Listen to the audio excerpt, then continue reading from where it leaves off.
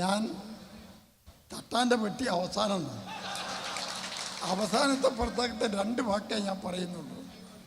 1982 രക്തസാക്ഷി കുഞ്ഞാലിയുടെ മരണത്തിന് ശേഷം ഇടതുപക്ഷത്തിന് നഷ്ടപ്പെട്ട നിലമ്പൂർ മണ്ഡലം 82 തിരിച്ചു പിടിച്ചത് കോടത്തുമ്പിൽ മത്സരിച്ച TK ഹംസയായിരുന്നു. ആ മത്സരം ഒരു രാഷ്ട്രീയ വഞ്ചനക്കെതിരായിട്ടുള്ള പോരാട്ടമായിരുന്നു.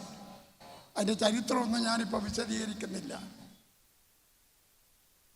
ഇടതുപക്ഷ മുന്നണിയുടെ പിന്തുണയോടുകൂടി 19,500 വോട്ടിന് ഭൂരിപക്ഷത്തിന് ജയിച്ച ആര്യാടൻ മുഹമ്മദ് ഇടതുപക്ഷത്തിന് നായനാർ ഗവൺമെൻറ്റിലെ മന്ത്രിയായിരുന്നു. ഇന്ദിരാഗാന്ധി തിരിച്ചു വരുന്നു എന്ന് കണ്ടപ്പോൾ ആ ഇടതുപക്ഷത്തിനെ കുത്തിക്കീറി നായനാർ ഗവൺമെൻറ് പൊളിച്ച് വാലുമാറി തിരിച്ചു വന്ന വഞ്ചന, അതായിരുന്നു ആര്യാടൻ്റെ വഞ്ചന.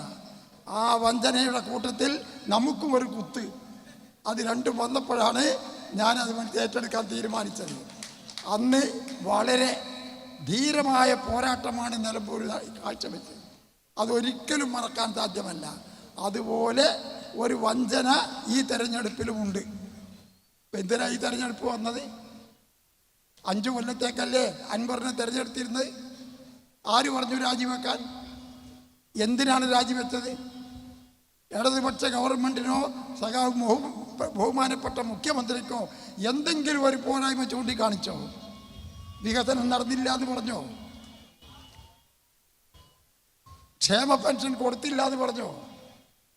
വീടുകൾ ഇല്ലാത്തവർക്ക് വീട് കൊടുത്തേ പോരാന്ന് പറഞ്ഞോ?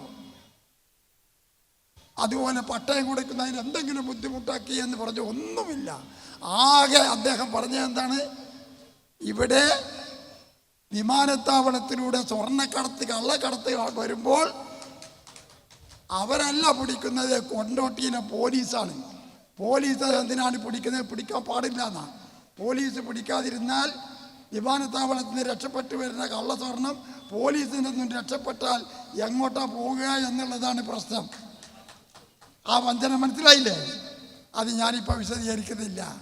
അതല്ലാത്ത ഒരു കുറ്റവും ഗവൺമെൻറ് ഇടതുപക്ഷ മുന്നണിക്കോ ഗവൺമെൻറ്റിനോ എതിരായി പറഞ്ഞില്ല. കുത്തിക്കീറി പൊളിച്ചത് ഗൂഢാലോചനയായിരുന്നു. അതിൻ്റെ കൂട്ടുകമ്പനിക്കാരാണ് ഇപ്പോൾ തമ്മിലടിച്ച് കത്തിക്കുത്തായിട്ട് നടക്കുന്നത്. അതിനെതിരായിട്ടുള്ള ഒരു പോരാട്ടത്തിൽ അതിശക്തമായ മുന്നേറ്റം നടത്താൻ നിങ്ങൾ മുന്നോട്ട് വരും എന്നാണ് എൻ്റെ പ്രതീക്ഷ. ആ കുടത്തിൽ നിന്നിട്ട് വോട്ടെണ്ണിയപ്പോൾ 1800 വോട്ടിനാണ് ജയിച്ചത്. എങ്ങനെ? 19,500 വോട്ട് മറികടന്നിട്ട് 1800 വോട്ടിന് ജയിച്ചു. ആ വിജയത്തിൻ്റെ 2ാമത്തെ വിജയമാണ് എൻ്റെ സുഹൃത്ത്, എൻ്റെ മോൻ, എൻ്റെ മകനാണ്.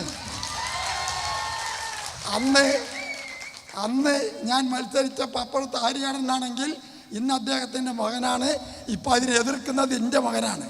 അങ്ങനെ മക്കൾ തമ്മിലുള്ള ഈ പോരാട്ടത്തിൽ എല്ലാ പിന്തുണയും സഹകരണവും തരണമെന്ന് അഭ്യർത്ഥിച്ചുകൊണ്ട് ഞാൻ വാക്കുകൾ നിർത്തുന്നു. അഭിവാദനങ്ങൾ.